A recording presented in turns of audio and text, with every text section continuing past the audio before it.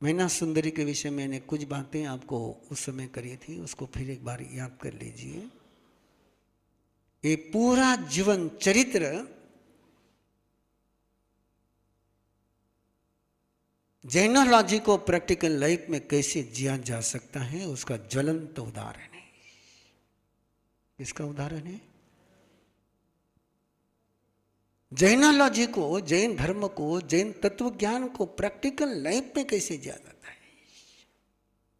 और यदि कोई इन बातों को समझ ले तो कैसी समस्याओं से समाधान के शिखर पर पहुंचता है।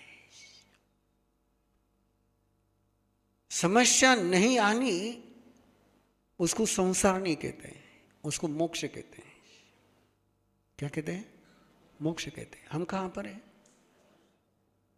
संसार में। और संसार का सबसे बड़ा सौभाग्य है कि वो समस्या में से समाधान को जन्म दे सकता है, दुर्भाग्य में से सौभाग्य को जन्म दे सकता है। इसको धर्म कहते हैं। और इस धर्म की ये बहुत सुंदर यात्रा है। एक तत्व ज्ञान है मैना सुंदरी के पास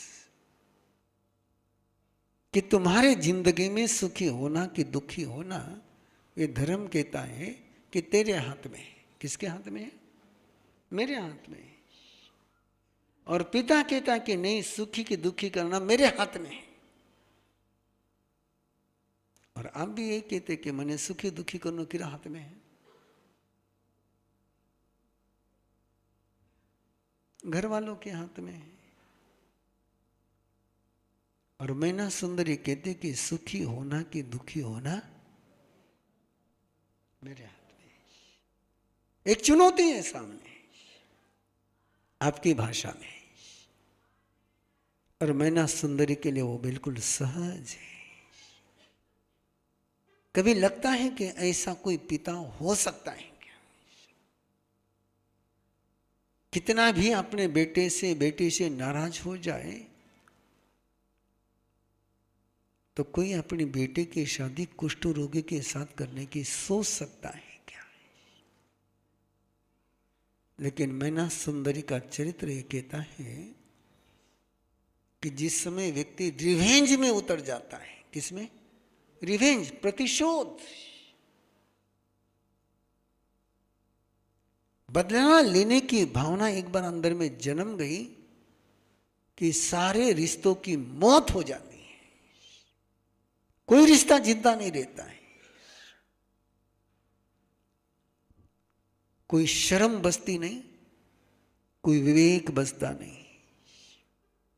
एक बार प्रतिशोध की आग अंदर जलने लग गई,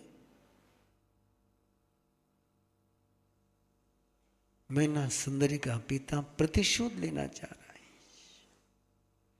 और क्यों प्रतिशोध की बात शुरू हुई? क्या कारण? घर की चर्चा, घर की चर्चा सभा के बीच में हो रही है। कहां हो रही है? हाँ, ये सवाल पिता ने यदि बेटी को घर के अंदर पूछा होता और मैना सुंदरी ने वो जवाब दिया होता तो इतनी चोट बाप को नहीं लगती। लेकिन जवाब कहाँ दिया गया है? सभा में दिया गया है। और सभा में देने के कारण से अहंकार मल्टीपल हो गया है। यदि घर के अंदर ये बात होती तो शायद बहुत हल्के तरीके से उसको लिया जाता था। तो मैना सुंदरी चरित्र का पहला सूत्र तुम्हारे पास है, जो बात एकांत में करने की है वो कभी भी समूह में मत करना है। जिस समय तुम उस बात को समूह में करते हो तो प्रेम को नफरत में बदलते देर नहीं लगती। सोचिए, यदि जो बात पिता ने सभा में पूछी वो बात घर में पूछते तो, और वह मैना सुंदरी जवाब देती तो ऐसा करंट लगता। जहां स्थान का विवेक नहीं रहा, जहां स्थान का विवेक नहीं रहा, ठानाओ ठानम संकामिया। जिस स्थान पर जो वस्तु रखनी चाहिए उस स्थान पर नहीं रखी, दूसरे स्थान पर रखी, तो उसके दुष्परिणाम आते ही आते हैं। बड़ी सुंदर कहावत है, सोने के भी जूते हो तो सिर पर रखे नहीं जा सकते, और फटी हुई भी पगड़ी हो तो पांवों में रखी नहीं जा सकती। जूते की जगह यस ठानाओ ठानम, जिस स्थान पर जो वस्तु रखनी चाहिए, जिस स्थान पर जो बात करनी चाहिए वहीं पर करनी चाहिए। मैना सुंदरी के चरित्र का सबसे पहले विराधना का सूत्र कोई है, ये 10 विराधनाएं, और विराधना का मीनिंग है शहद को जहर बनाना। किसको जहर बनाना? विराधना किसको कहते हैं? अमृत को जहर बनाना, इसको विराधना कहते हैं। और आराधना कहते हैं जहर को अमृत बनाना। आचरण कहते हैं कि जो जैसा है वैसा व्यवहार करना है। विराधना कहते हैं अमृत को जहर बनाना है, और आराधना कहते हैं जहर को अमृत बनाना। 10 विराधना तो आपको याद है ना? अभिहया, वतिया, लेसिया, संघैया, संघटिया, पर्याविया, किनामिया, उद, ठानाओ ठानम, संकामिया, जीविया वो होरोविया, ये 10 विराधनाएं। ये स्थान छूट गया, और स्थान छूट गया तो जो प्यारी बेटी थी वही आंखों में चुभने लग गई। और मैना सुंदरी जिंदगी में कभी विराधना करती ही नहीं, किसी भी पड़ाव पर विराधना नहीं करती। हर कदम पर उसकी आराधना है। कुष्ठ रोगी के साथ शादी कराई, लेकिन मैना सुंदरी ने उसकी अभिहया नहीं करी। श्रीपाल की अभिहया करी। अभिहया किसको कहते हैं? सामने से आने वाले को हर्ट करना है, सम्मुख आते हुए को चोट पहुंचाना है। यदि ये विराधना तुम्हारे घर से निकल जाए ना, राइटिंग में देता हूं, जिस घर में अभिहया होती नहीं उस घर में कभी दरिद्रता का प्रवेश होता नहीं। अभिहया सन्मुख आते हुए को चोट नहीं पहुंचाना, आघात नहीं पहुंचाना, उसकी उपेक्षा नहीं करना, रिस्पेक्ट। और किस सीमा तक मैना सुंदरी आराधना करती है? 700 कुष्ठ रोगी बारात में, बिंद्राजो स्वयं क्या हल्दी लगाएंगे उसको, क्या पिट्ठी लगाएंगे?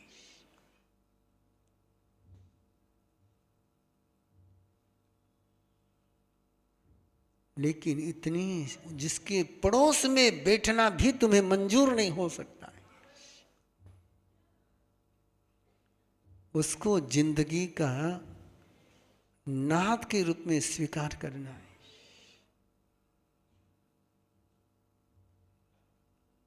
नो अभिहया। समझ में आ रही बात? यदि अभिहया करती मैना सुंदरी तो अगली यात्रा शुरू ही नहीं होती। सेकंड सेकंड है वत्तिया। सेकंड क्या है? अभिया वत्तिया। वो श्रीपाल के कुष्ठ रोग को दुनिया देखती है और मैना सुंदरी देखती है उसमें छिपे हुए सौंदर्य को। किसको देखती है? यस, उसने सुन लिया था, सारा जानकारी ले ली थी कि पहले ये सुंदर था, ये कुष्ठ रोग बाद में हुआ है। तो जो आया है वो, बोलो, जो आता है वो जाता है। प्रवीण ऋषि आता है, प्रवीण ऋषि जाता है। जो आता है वो जाता है। और इसलिए वो जाकर के जब मुनिवर के दर्शन होते हैं, अगली यात्रा बहुत सुंदर है। जब मुनिवर कहते हैं कि तेरे हाथ में हीरा लगा है, क्या लगा है? ये तो गुदड़ी का लाल है। क्या है? गुदड़ी का लाल है। जब मुनिवर ये कहते हैं, थोड़ा सा पीछे आ जाओ। एक आदत अपने परिवार के हर सदस्य को लगा दीजिए, लगनी चाहिए। मैना सुंदरी के मां ने मैना सुंदरी को बचपन से आदत लगाई कि ऐसे कोई चरण आसपास में है क्या कि जहां जाकर के मैं मत्था टेक सकूं, इसकी वो खोज करती है। रोज संतों के दर्शन करने की उसकी प्रकृति है। और दूसरे ही दिन जिस समय रात बीतती है और सारी बात चर्चा होती है और सुबह वो श्रीपाल को लेकर के चली है, जंगल में खोज रही है कि कोई संत मिल जाए जिनके दर्शन कर लो। ये आदत लगनी चाहिए।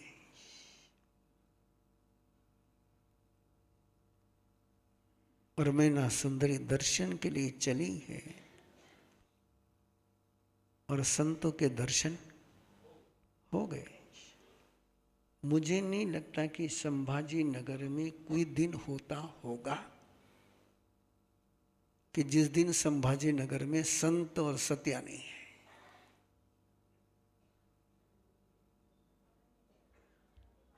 हाँ? 12 ही महीने, 12 ही महीने जिस गली में जाऊं उधर महावीर भवन में भी है, अहिंसा नगर में भी है, वर्धमान रेसिडेंसी में भी है, कहीं पर भी, हर गली में। लेकिन मैना सुंदरी की मां किसी को मिली नहीं। मैना सुंदरी के मां ने मैना सुंदरी को ये आदत लगा दी थी कि दर्शन करने। आप कभी अहमदनगर में नवी पेट में जाओगे, आत्मार्थी मोहन ऋषि जी महाराज साहब थे वहां पर। और मोहन ऋषि जी महाराज साहब के कारण से सैकड़ों परिवारों को आदत लग गई थी कि रोज नवी पेट में जाकर के दर्शन करने। और वो आदत ऐसी लगी है कि आज 48 साल हो गए। कितने?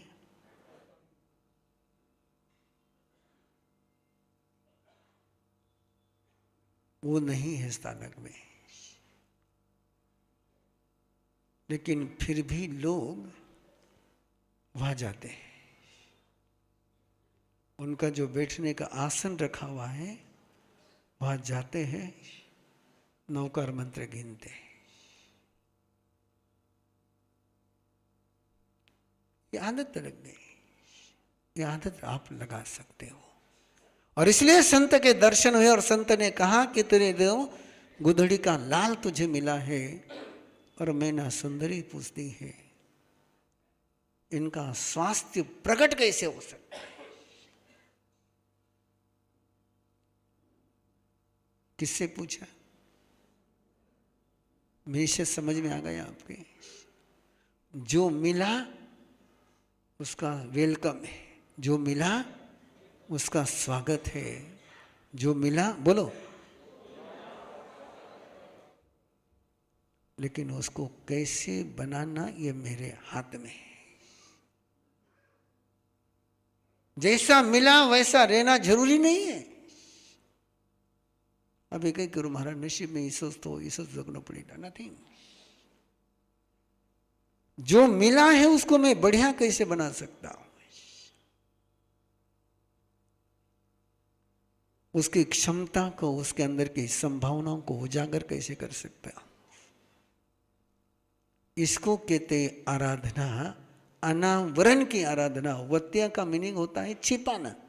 वत्या का मीनिंग क्या होता है? छिपाना। और उसकी आराधना क्या होगी? जो छिपा हुआ है उसको उजागर करना है। बस 10:30 बज गई, केवल एक वाक्य का पचकान दे रहा हूं आपको, सिंगल सेंटेंस का पचकान दे रहा हूं।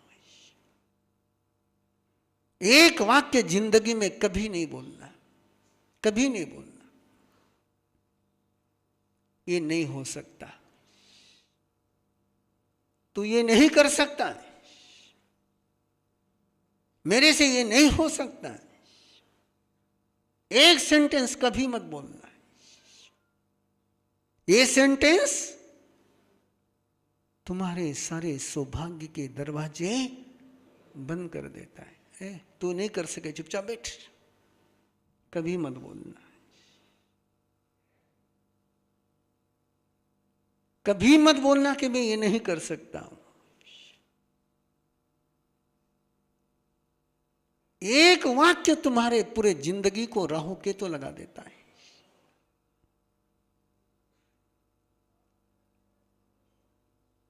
किसी भी की क्षमता पर कभी भी क्वेश्चन मार्क नहीं लगाना, स्वयं की क्षमता को कभी इनकार नहीं करना। तुम भगवान महावीर के पुजारी हो। अर्जुन माने जैसे हत्यारे को भी उन्होंने नहीं कहा कि तू दीक्षा नहीं ले सकता, तू मोक्ष में नहीं जा सकता। जिस समय तुम किसी की संभावनाओं के दरवाजे बंद करते हो, तुम्हारे भी संभावनाओं के दरवाजे बंद होते हैं। प्लीज कभी मत बोलो कि वो सुधर नहीं सकता।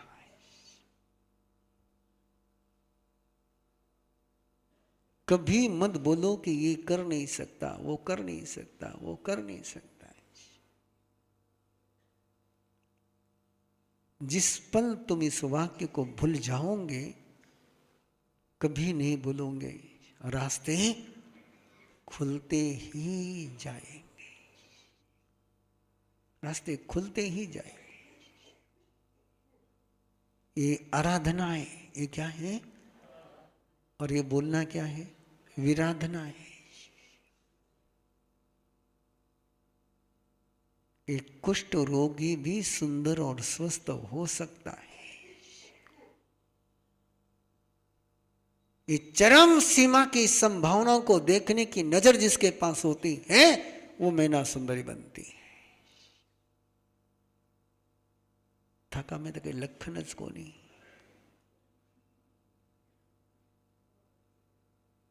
ये जिस समय तुम बोलते हैं, उस समय जो आत्मा में परमात्मा का सामर्थ्य छिपा हुआ है, उसका आप अपमान करते हो। दे सकता हूं पचकान? आप ले सकते हो ये पचकान? हाँ, आवाज खुलने नहीं आ रही है। हाँ, सोच लो। हाँ?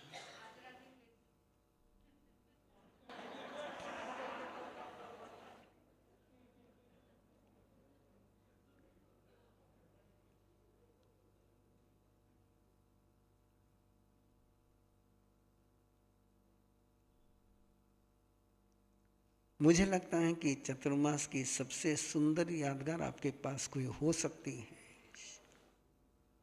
है ना? और चतुर्मास की पूरी अनुभूतियों की यदि आपके पास कोई थाती हो सकती है, चतुर्मास के पूरे अनुभव के बाद तो आपको ये वाक्य छोड़ ही देना चाहिए, कुछ भी हो सकता है।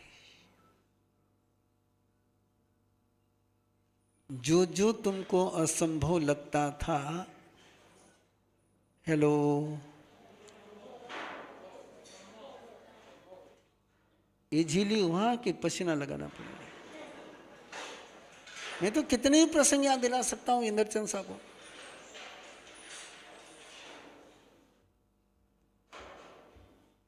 इन्होंने वो जाप की व्यवस्था करी थी, चेयर लगा दी थी, और मैंने रात को मीटिंग ली, उनको कहा कि वहां चेयर नहीं लगेगी। बोले कि महाराज साहब 10% भी लोग नहीं होते जो बिना चेयर के बैठते हैं, मैंने केवल 5% के लिए ही चेयर लगेगी।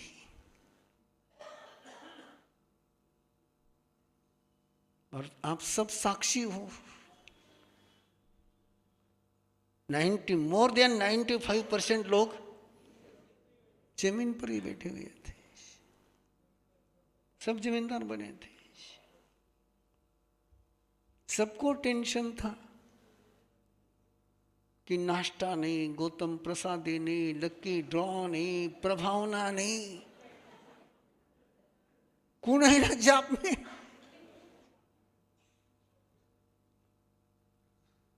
तो जाप कहा यानी 4 बातें पक्की रहती है अपने यहां, लक्की ड्रॉ, प्रभावना, गौतम प्रसादी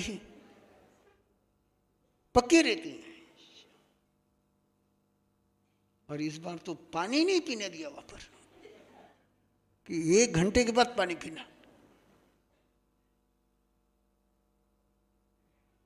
इतने सारे अनुभव तुम्हारे पास है और फिर भी तुम कहते हो कि पचकान आज के दिन ले सकते हैं, तो मैं कुछ नहीं बोल सकता।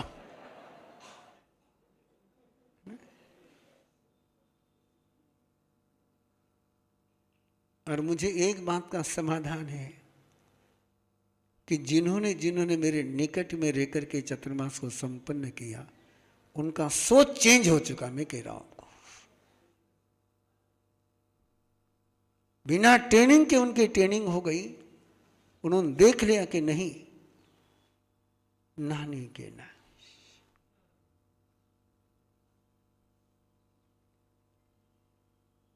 श्रुत आराधना के लिए 21 डेज बिजनेस का समय, बिल्कुल पीक टाइम। 12 महीने में सबसे पीक टाइम कौन सा रहता है बिजनेस का? दशहरा से लेकर दीपावली तक। मार सब किसकी आईला, बच्चारो स्कूल, नाश्तारी व्यवस्था, हाँ सब हुई गयो, सब तुमने किया,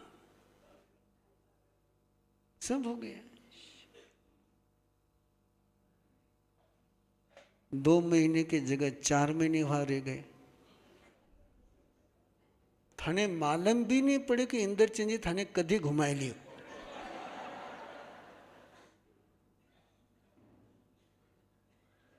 बिल्कुल माइक माता ने बोल दिया कि संघ ने ऐसा ऐसा निर्णय लिया है।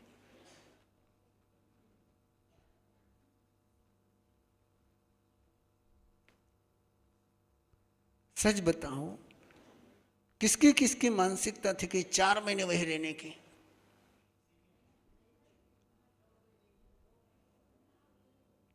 मुझे आराम से कर सके उठे, मुझे सब कुछ हो सकता है, तो जल्दी से पहचान लो। कभी भी एक वाक्य नहीं बोलना कि ये नहीं हो सकता है ना? मैं कर सकता हूं, तू कर सकता है, मैं करा सकता हूं, तू करा सकता है, सब कुछ बस इतना ही वाक्य बोलना। तस्भंते पडिक्कमा निंद गर ओसरे ओसरे ओसरे। बहुत बहुत बधाई है आपको।